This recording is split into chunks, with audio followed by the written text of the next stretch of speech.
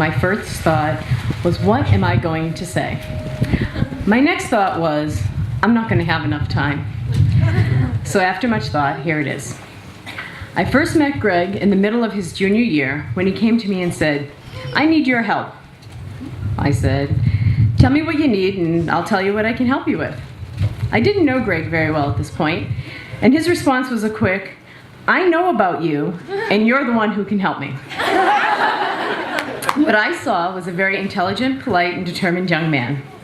After our meeting, I spoke with all his teachers, and they all said the same thing. He could be a good student if he did his work.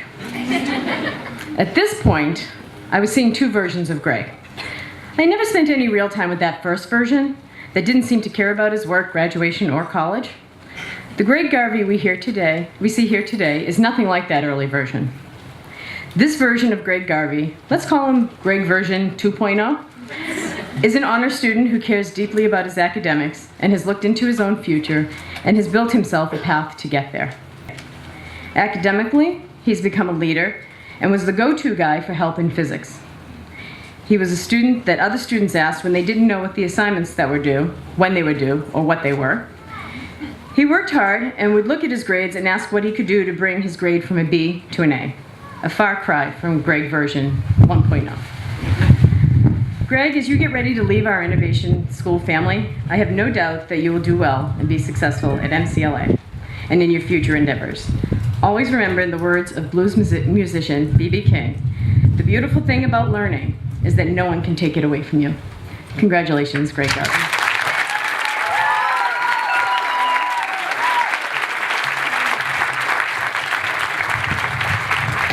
So, Josh has been my student for 2 years. Although we differ on our choice of technology brands, Josh feels that Apple is an evil empire that enslaves children, tortures puppies, and poisons the water hole. I love my MacBook.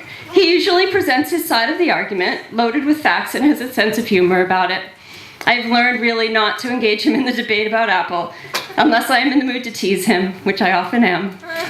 Both years of robotics with Josh have been great. He is intrinsically motivated and often came up with his own ideas for projects. He brought something called a Makey this year and created a remote control for a robot using buttons that you created just by drawing on them on a piece of paper with a pencil.